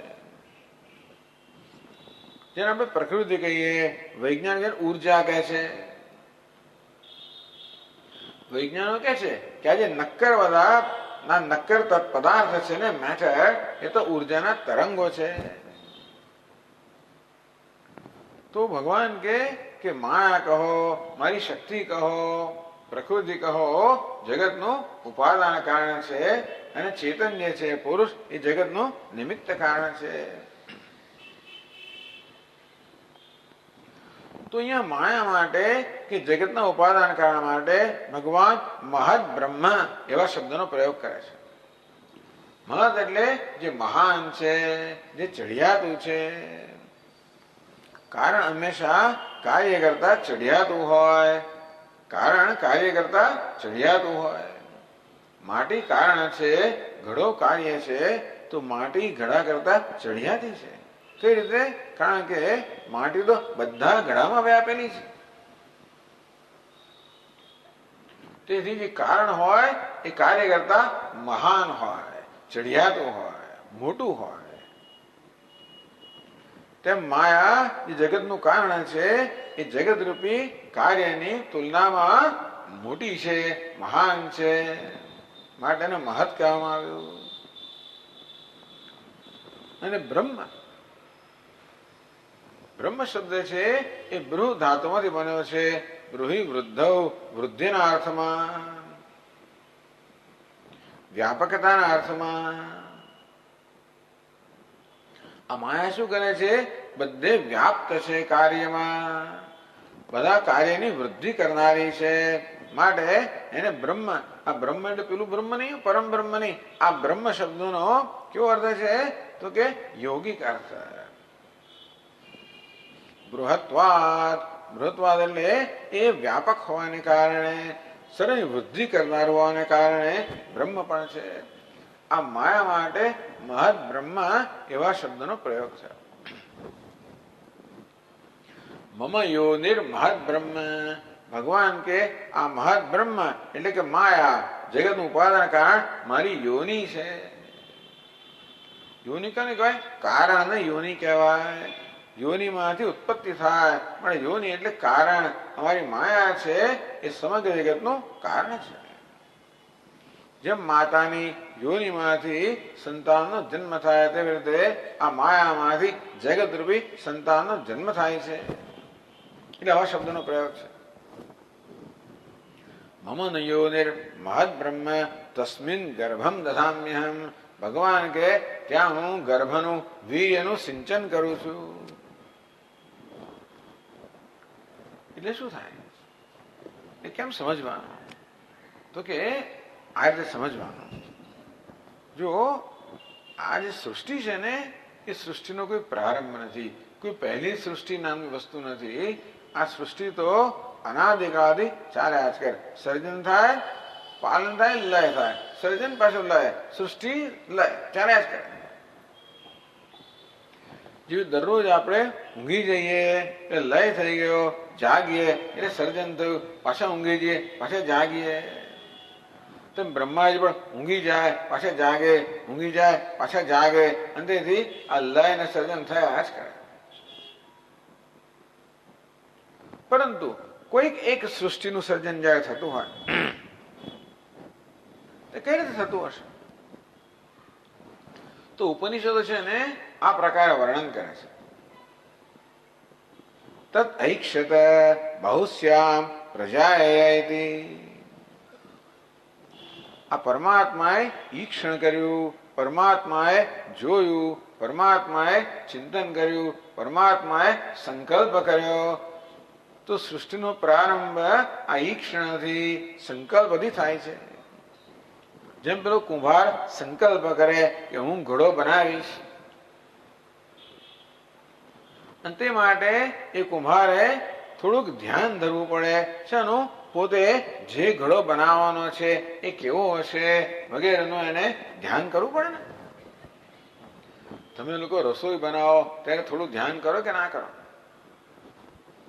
આપણા ઘરના કેટલા સભ્યો છે, કેટલા મહેમાનો આવવાના છે, કેટલી વ્યક્તિની રસોઈ બનાવવાની છે, એમ 10 વ્યક્તિ હોય એ પ્રકારે રોટલીનો લોટ બાંધો. નહીતર પછી જેમ તેમ કરો તો 2 જણનો લોટ બાંધ્યો હોય અને 10 જણ આવી જાય કે 10 નો લોટ બાંધો અને 2 જ જમનારા હોય, એવું તો ના થાય ને. એવું થતું હોય જુદી વાત છે, એવું આપણે એવું સામે ના થાય. કશું પણ કરીએ ત્યારે વિચાર ના કરીએ, એમને તો ન થાય ને. આમ જેનું સર્જન કરવાનું છે પહેલા એનું મનો ઈક્ષણ થાય, મનમાં એનું દર્શન થાય, મનમાં એનું ચિંતન થાય, સંકલ્પ થાય. ખરો કે નહીં? મનમાં તમે જો કે 10 માણસો છે, આટલી આટલી રોટલી ખાય એટલે આટલી રોટલી જોઈએ, એમાં આટલો લોટ જોઈએ. આ પ્રકારે બધી મનમાં પહેલા આ બધી યોજના થાય કે ના થાય? કે એમને મત પછી અમારી જેમ કર્યા કર, લોટ લીધો પાણી નાખ્યું, લોટ લીધો પાણી, એવું ના થાય. કેટલી દાળ જોઈ છે, કેટલું શું જોઈ છે, આ બધી ગણતરી થતી હોય છે. એ પ્રમાણે થાય છે. કઈ તપેલી જોઈએ દાળમાં એ પણ નક્કી થાય ને. કેટલી દાળ બનાવે છે, મોટી જોઈએ, નાની જોઈએ. આ બધી યોજના પહેલા મનમાં થાય, પછી સર્જન થાય. એક ચા બનાવીએ તોય પણ એટલો વિચાર થાય કે 1 કપ ચા બનાવી, એમાં આટલું દૂધ જોઈએ, આટલું પાણી જોઈએ. તમે તપેલી ભરીને તો પાણી ના ઉકાળો ને. 1 કપ ચા બનાવે, તપેલી ભરીને પાણી ઉકાળ્યા કરો તો અડધો કલાક પત્તો ના લાગે. એટલું જ પાણી લેવાનું હોય ને. એટલે કોઈ પણ વસ્તુનું સર્જન કરતા પહેલા મનમાં એનું ચિંતન થતું હોય છે, યોજના થતી હોય છે, એને કહેવાય દર્શન થતું હોય છે. એને દર્શન કર્યા કે જે બનાવવાનું છે એ કેવું હશે. પણ આમાં શું છે ખબર છે? આ બનાવનારો અને બનેલો એક જ છે, એટલું છે. આ કુંભાર બનાવનારો જુદો અને ઘડો બને છે એ જુદો. એવું આપણા રોજબરોજ વ્યવહારમાં બનાવનાર અને બનેલી વસ્તુ જુદી હોય. પરંતુ આ જગતના કિસ્સામાં એવું નથી. બનાવનાર છે એ જ બની ગયો છે. શું કે? બહુશ્યામ પ્રજાયતિ. હું બહુ બની જાઉં, આ પ્રપંચ રૂપે જગત રૂપે હું જ બની જાઉં. ભગવાન કે હું જ જગત બની જાઉં, મારી માયાના મદદથી હું જ જગત રૂપે બની જાઉં, કે જગત રૂપે ભાસું. જગત કેવું હોવું જોઈએ તો વિચાર કરવો પડે ને. એમ થાય? ઉડઝુડિયું ના કરે ભગવાન. ભગવાન વ્યવસ્થિત કરે. આપણે એક એક અહીંયા જન્મ્યા છીએ તો કેમ દરેક જણ જુદા, બધા દરેક જણ પોતાની એક વિશેષતા લઈને આવ્યું છે ને. મારું નાક એક પ્રકારનું હોય, તમારું બીજા પ્રકારનું હોય. દરેકની આંખો, નાક, ડીએનએ બધું જુદું હોય. બધો ઇન્ટેલિજન્સ કોડ જુદો હોય ને. એ કેવી નક્કી કરે?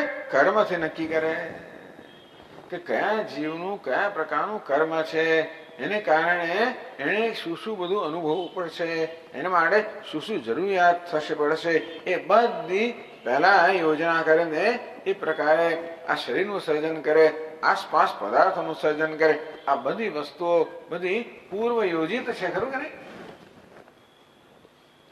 મારો ક્યાં જન્મ થશે, કયા સંજોગમાં જન્મ થશે, મારો દેહ કેવો હશે, આ બધું પૂર્વ યોજિત છે. એના માટે આધાર કયો? કર્મ. તો પ્રલય અવસ્થામાં બધા જીવો સૂતેલા છે, માયા પણ સૂતેલી છે, કોઈ પ્રકારની પ્રવૃત્તિ નથી. પછી શું થાય? આ કાળ છે ને, પરમાત્મા કાળના રૂપમાં આવીને આ પ્રકૃતિને જગાડે. ભગવાન જગાડે. આપણું એલાર્મ વાગતું હોય કે બીજું કોઈ જગાડતું હોય તેમ પ્રકૃતિને જગાડે, ત્યારે પ્રવૃત્તિ શરૂ થાય. ઊંઘતું હોય ત્યારે કોઈ પ્રવૃત્તિ ના હોય. પ્રલય કોને કહેવાય? આ પ્રકૃતિ ઊંઘી ગઈ છે. ભગવાન ઊંઘતો નથી, ભગવાન તો જાગતો છે. પ્રકૃતિ ઊંઘે ને પ્રકૃતિ જાગે. તો ભગવાન શું કરે? પ્રકૃતિને જગાડે. એટલે કે એને ઢંઢોળે, એટલે એને ચેતન બનાવે. જેમ ઊંઘતી હોય પ્રકૃતિ હોય એ અચેતન હોય, જડ હોય, કોઈ નિષ્ક્રિય હોય. ભગવાન શું કરે? એને જયારે ઢંઢોળે, જગાડે, સક્રિય બનાવે. ખરું ને? તો જ કઈ સર્જન થાય. જેવી રીતે તમને ધારો કે ચિત્રકળા આવડતી હોય, શિલ્પ આવડતું હોય, સંગીત આવડતું હોય, ભરવા ગૂંથવાનું આવડતું હોય, જે કઈ વસ્તુ આવડતી હોય. આખો તો ભરત ગૂંથણ ના કરીએ ને આપણે. ક્યારેક કરતા ભરત ગૂંથણ કરતા બેસીએ ને જયારે, ત્યારે પેલા ગૂંથણ કરનારનું આવાહન કરવું પડે. ખરું કે નહીં? તો પછી બધું આપણને આપણામાં પેલી કેમ ભરવું ને કેમ ગૂંથવું ને કેમ ટાંકા લેવાનું, શું કરવું ને બધી વસ્તુ આપણા મગજની અંદર બરોબર સવાર થઈ જાય અને પછી એ પ્રકારે કાર્ય થાય. પેલો માણસ સુથારી કામ કરે એને સુથારનું આવાહન કરવું પડે. એ સુથાર હંમેશ નથી હોતો, આવાહન કરે. એમાં સુથારપણાની જે કળા છે, કે જે આવડત છે, એને જાગૃત કરવી પડે, ત્યારે કામ કરી શકે ને. પેલો શિલ્પી હોય એની શિલ્પ કળા તો છે, આખો દોડો શિલ્પ ના કરતો હોય, પણ એ પથ્થરને જોવે એટલે એના મનમાં એક જાણ એકદમ પ્રેરણા જન્મે કે ચાલો આમાંથી અમુક પ્રકારની મૂર્તિ બનાવી, પોતાને શિલ્પીનું આવાહન કરે. ખરું ને? ભગવાન પણ માયામાં સર્જન શક્તિનું આવાહન કરે, અને તેથી આ માયા છે એને પ્રકૃતિ સક્રિય બને અને એ રીતે સર્જનનો પ્રારંભ થાય. અને ગર્ભાધાન કહેવામાં આવ્યું. તસ્મિન ગર્ભમ દધામ્યહમ. હું માયામાં ગર્ભનું આધાન કરું છું. એટલે કે માયાને હું સચેતન બનાવું છું, સક્રિય બનાવું છું. માયાને હું ઢંઢોળું છું, માયાને જાગૃત કરું છું, માયામાં ચેતનતા પ્રદાન કરું છું.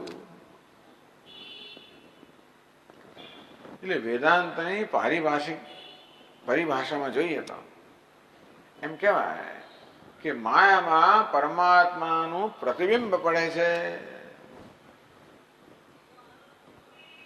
અને આ રીતે પરમાત્માનું ચૈતન્યનું પ્રતિબિંબ પડવાને કારણે માયા કે બને? સક્રિય બને, સચેતન બને, સક્રિય બને. એને કહેવાય ગર્ભાધાન. એટલે કે અત્યાર સુધી પ્રલય અવસ્થા હતી, જ્યારે કોઈ પ્રકારની પ્રવૃત્તિ ન હતી.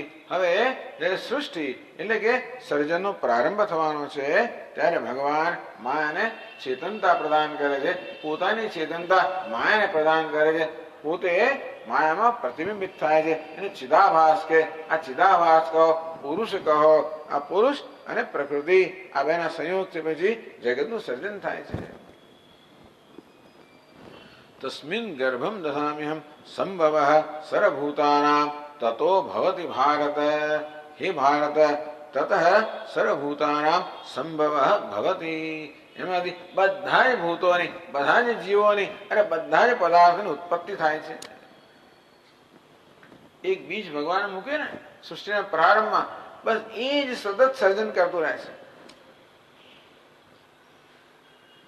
સર્વભૂતાના બધા જ ભૂતોમાં બંને આવી જાય, જળ અને ચેતન બંને આવી જાય. ચરાચર જે કઈ ભૂતો છે, પદાર્થો છે, એ બધાની ઉત્પત્તિ એમાંથી થાય છે. એ ભગવાન ચોથા શ્લોકમાં કહે છે, સર્વયોનિષુ કૌન્તેય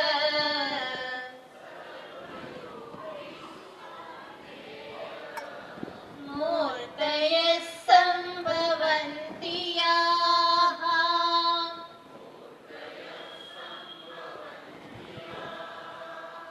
તાસાં બ્રહ્મ મહદ્યોનિઃ. તાસામ બ્રહ્મ મહત યોનિઃ. મોટેથી અહં બીજ પ્રદઃ પિતા.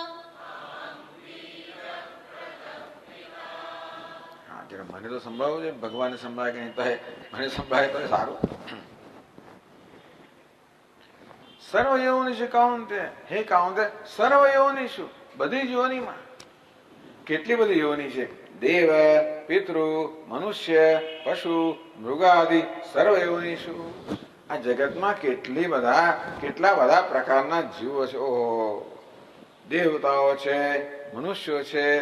દેવતાઓ સ્વર્ગમાં હોય, પિતૃ અંતરિક્ષમાં હોય, મનુષ્ય મર્તલોકમાં હોય. તે ઉપરાંત બધા પશુઓ અને પક્ષીઓ, કેટલા બધા લાખો કરોડો પ્રકારના જીવો છે.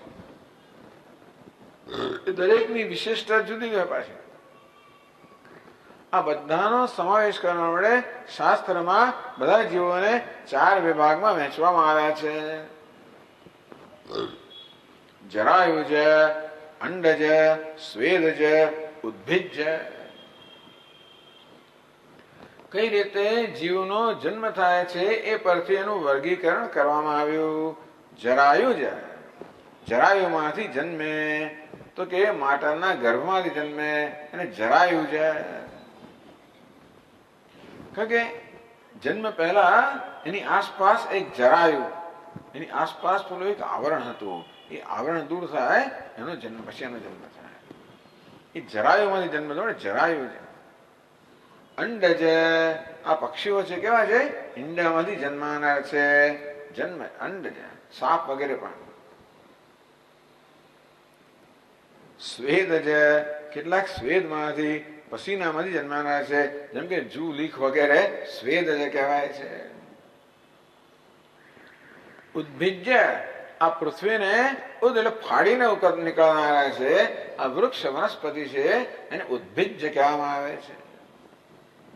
આ 4માં બધા જીવોનો સમાવેશ છે. તમે વિચારજો કે આ 4 થી બીજું કે 9 હોય તો જરા શોધી કાઢજો, તો પછી આપણે એમને સમજાવજો તમે 4 સમાવેશ ના થયો.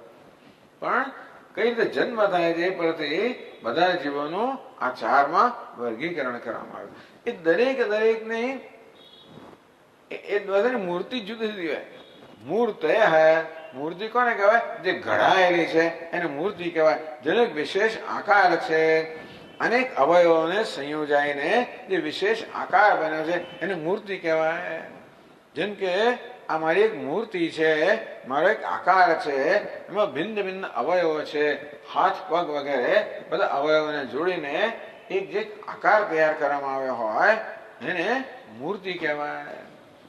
આમ દરેક જીવનો એક જુદો આકાર છે.